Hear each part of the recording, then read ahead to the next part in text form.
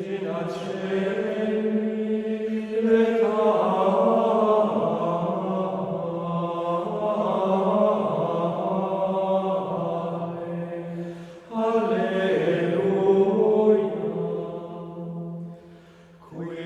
magnifique double déambulatoire nous conduit au lieu le plus orienté de la cathédrale, la chapelle du chevet, dite la chapelle de la Vierge Marie, chapelle rayonnante la plus importante.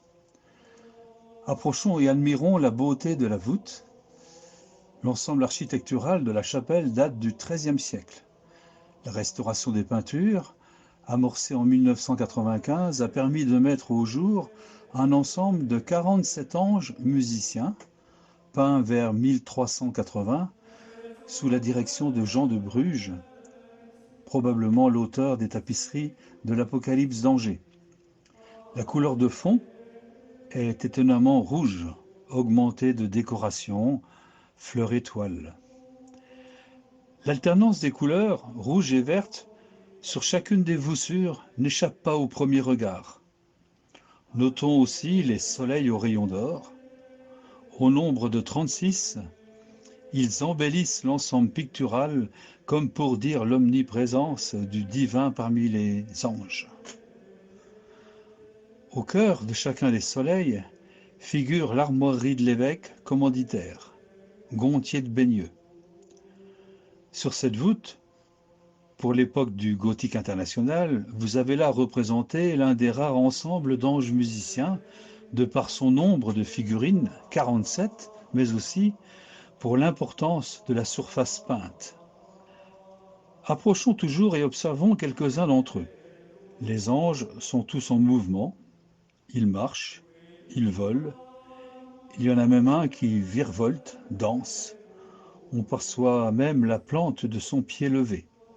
Vêtu de blanc, l'ange traîne sa longue rémige comme s'il nous invitait à suivre le programme retour vers la droite, côté sud. Hormis l'ange au livre, revêtu d'une damatique, tunique liturgique réservée aux diacres, les vêtements sont plutôt de style mondain. La répartition des anges par 3 dans chacun des voûtins participe largement au bel équilibre du programme pictural. Nous avons là, d'une certaine manière, une petite Sainte-Chapelle. Ce sera plus réel le jour où les décorations des murs latéraux seront rafraîchies. Les attributs tenus par les anges sont de 3 types. Un phylactère, muni d'un texte latin, puis un rotulus plus large où le texte est surmonté d'une pneumatique musicale, plus ou moins importante. Dans tous les cas, il s'agit de chants grégoriens, interprétés au jour de fêtes mariales. Enfin, l'instrument de musique est le 3e attribut. Certains de ces instruments de musique sont connus pour être cités dans la Bible, la harpe, la cymbale, la trompette, la cithare. D'autres sont énumérés dans les poèmes de Guillaume de Machaut, musicien contemporain, dont l'inédit Échiquier, situé à l'extrême est de la chapelle, marqua une étape décisive dans la conception d'instruments à cordes munis d'un clavier. Du reste, il évoluera vers la forme du clavicorde. Sa représentation reste unique dans le monde. Au-delà d'une pure observation esthétique, nous sommes désormais invités à aller au-delà d'une simple perception visuelle et essayer d'entrevoir le sens spirituel, théologique, comme cela est nécessaire dans ce type de reproduction au Moyen-Âge. Quelques bizarreries, des curiosités provoquent ainsi notre regard.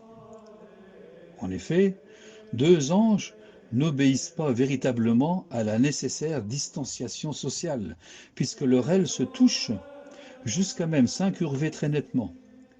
Il s'agit de l'ange porteur du texte Ave Maria Gratia Plena Dominus Tecum et de l'ange au livre, revêtu de la dalmatique diaconale, unique figure angélique positionnée en frontale.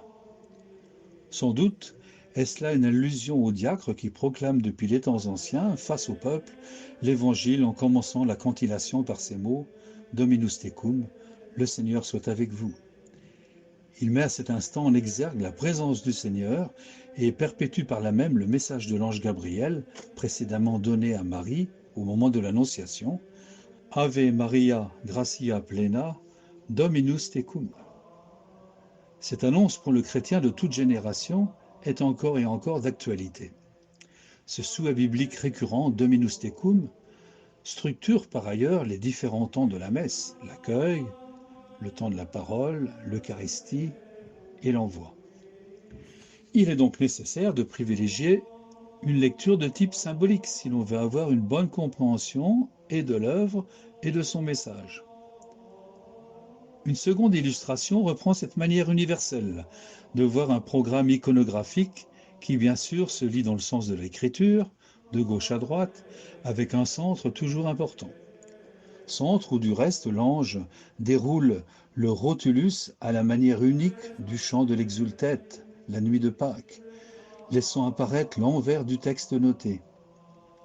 Cette seconde observation nous conduit devant l'ange porteur d'une main d'or, instrument de musique à cordes, qui a du reste fait l'objet de la une de couverture du livre sur les anges musiciens de la cathédrale du Mans.